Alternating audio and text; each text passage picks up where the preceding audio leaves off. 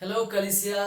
कैसे हैं आप लोग? आशा करता हूँ कि आप अच्छे हैं और भले चंगे हैं। ठीक है, आज हम लोग एक प्रोत्साहित का वचन देखेंगे और वचन का शीर्षक है परमेश्वर की योजना और उसकी योजना को जानना। जब मैं सुनता हूँ परमेश्वर की योजना तो मुझे याद आता है आदम और हवा की कहानी। ठीक है, उत्पत्ति की समय की कहानी। परमेश्वर ने इस पूरे ब्रह्मांड को रचा। उसने परमेश्वर ने इस संसार को रचा। उसने पेड़ पौधे बनाए, उसने समुद्र बनाया, उसने नदियाँ बनाई, उसने माउंटेन्स बनाए और अंत में मनुष्य जाति को बनाया। ठीक है, आदम और हवा को उसने बनाया। और परमेश्वर की योजना आदम और हवा के लिए बेहतरीन थी। उसने उन्हें आशीष दी थी कि जाओ और फूलो और फलो। लेकिन एक गलत निर्णय आदम और हवा का, ठीक है, एक गलत डिसीजन और पाप इस संसार में आ गया। लेकिन परमेश्वर ने इस संसार को छोड़ा नहीं कि पाप आ गया, तुम पाप के साथ जियो, पाप के साथ मरो। ठीक है, परमेश्वर ने एक मास्टर प्लान बनाया। ठीक है, आने वाले दिनों में परमेश्वर ने अपना एकलौता पुत्र दे दिया, प्रभु यीशु, जो मास्टर प्लान था। ठीक है, यूहन्ना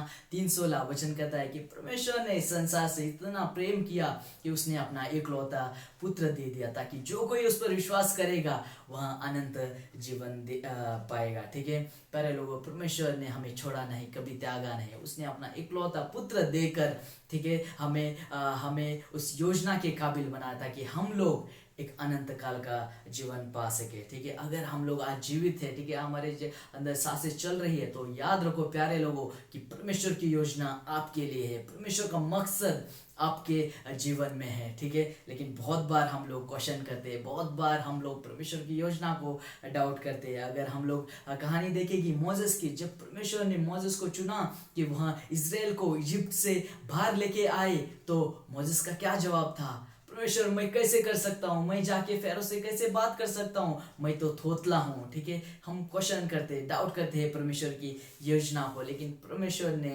मोजेस को एक साधन बनाया कि वहाँ इजराइल को बाहर लेके आए इजिप्ट से। ठीक है, परमेश्वर की योजना सफल हुई उसके जीवन में। हम लोग आगे देखते अब्राहम सारा की कहानी। ठीक है, सारा को जब परमेश्वर ने कहा कि तुम्हें एक बच्चा मैं दूंगा, तो सारा का क्या जवाब था? सारा बोली कि इस उम्र में, इतनी बुढ़ापे की उम्र में मैं कैसे जन्म दे सकती हूँ पुत्र को? ठीक है, डाउट करते, क्वेश्चन करते परमेश्वर की योजना को। लेकिन अंत में क्या होता है कि उसकी पीढ़ी को परमेश्वर ने बहुत ही बढ़ाया। ठीक है, हम लोग आगे देखते हैं नया करार में मेरी की कहानी। ठीक है, जब स्वर्गदूत आके मरियम से कहते हैं कि तुम एक पुत्र को जन्म दोगी, तो मरियम कहती है कि मैं तो अभी तक कुंवारी हूँ, मैं कैसे जन्म दे सकती हूँ एक पुत्र को? लेकिन आपको पता है आगे की कहानी। ठीक है, यीशु का जन्म मरियम से होता है और वहाँ हमारा, ठीक है, उद्धारकर्ता बनता है। ठीक है, कभी भी परमेश्वर की योजना को क्वेश्चन मत करो, क्योंकि परमेश्वर कंट्रोल में है हर एक चीज़ की। हम लोगों को आदत है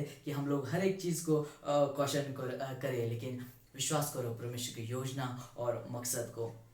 प्यारा लोगों, परमेश्वर हमें जानता है जब हम अपने माँ के कोख में ही थे। ठीक है, वो हर एक चीज़ जानता है। अगर हमारे बाल भी गिरा इस समय, तो उसको पता है कि आपका बाल गिरा है। ठीक है, परमेश्वर हर एक चीज़ जानता है। और आपको कहना चाहूँगा कि वो हमें कभी छोड़ता नहीं है, वो हमारे संग सदा है। ठीक है, वचन साम का दे 121 और वचन 3 और 5 क्या कहता है, आप सुनना। मैं पढ़ता हूँ।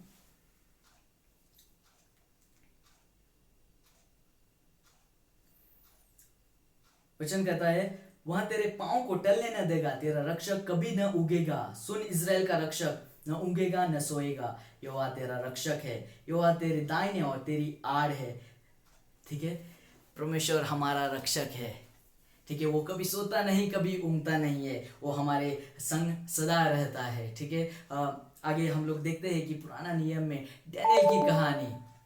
डैनियल की कहानी आप लोग देखोगे कि जिस तरह उसको उसको उस शेर की मान में डाला गया था, वो कभी डरा नहीं। ठीक है, उसको पता था परमेश्वर की योजना उसके जीवन में क्या है, और अंत में क्या होता है कि शेर उसको खाते नहीं है और परमेश्वर की महिमा के लिए वो चुना जाता है। ठीक है, हम लोग देखते हैं कहानी शद्रक मेशक अबिदनगो की। ठीक है, शद्रक मेशक अबिदनगो को जब वहाँ आग के कुएं में डाला गया था, वो लोग डरे नहीं है। ठीक है, जब वो अंदर थे वहाँ पर, वो नाच रहे थे, गा रहे थे उस आग में, और परमेश्वर उनको संग था। उनको पता था परमेश्वर की योजना उनके जीवन में क्या है, वो कभी डरे नहीं। हम लोग देखते हैं पौलुस की कहानी नया करार में। उसको बहुत ही ताड़ना मिली, बहुत ही यातना मिली, बहुत ही डिफिकल्ट प्रॉब्लम का उसको सामना करना पड़ा। बहुत बार वो जेल में गया, लेकिन वो कभी डरा नहीं। ठीक है, उसको पता था परमेश्वर की योजना उसके जीवन में क्या है। और अंत में क्या होता है कि बाइबल नया करार में बहुत सारे लेटर्स जो आज हम पढ़ते हैं वो उसकी बदौलत है, उसने लिखे थे। प्यारे लोगों, परमेश्वर की योजना को कभी क्वेश्चन न करें। परमेश्वर की जो मकसद है हमारे जीवन में कभी डाउट न करें। विश्वास करो, परमेश्वर की योजना हमारे लिए बेहतरीन है। ठीक है, प्रभु यीशु हमारे संग सदा है। ठीक है, वहाँ ओमनी प्रेजेंट है, वहाँ सर्वव्यापी है, वो हर समय हर वक्त हमारे साथ रहता है। अगर अगर मैं यहाँ पर बातें कर रहा हूँ इस समय, तो मेरे संग परमेश्वर है। अगर यहाँ आप सुन रहे हैं अपने घरों पे, तो अभी भी परमेश्वर आपके संग है। वहाँ सर्वव्यापी है, सबके साथ हर समय वहाँ रहता है, वहाँ ओमनी प्रेजेंट है। और एक वचन कहता है यहोशू अध्याय 1 और वचन 9 में, जो मेरा फेवरेट वचन है। ठीक है, परमेश्वर तुम्हें कभी छोड़ेगा नहीं, कभी त्यागेगा नहीं। प्यारे लोग, इस वचन को, इस वादे को हम लोग लेंगे और कहेंगे परमेश्वर को कि प्रभु यीशु आप मेरे संग हो। ठीक है, मुझे पता है कि इस संसार में हालत इतनी अच्छी नहीं है। ठीक है, इकोनॉमी क्रम्बल हो रही है, जॉब्स जा रहे हैं, पैसों की तंगी है, लेकिन याद रखो प्यारे लोगों, परमेश्वर हमारे संग है।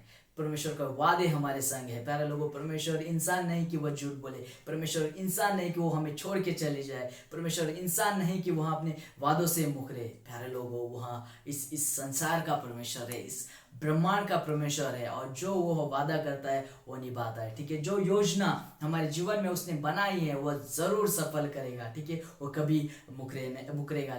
लेकिन एक बात आपको याद रखना होगा कि आप उस पर विश्वास करो। ठीक है, उसकी योजना पे कभी डाउट ना करो। ठीक है, यही वचन कह के आपको समाप्त करना चाहूँगा कि आप परमेश्वर का अपना जीवन में प्रथम स्थान दे, और याद रखना कि परमेश्वर हमारे संग है।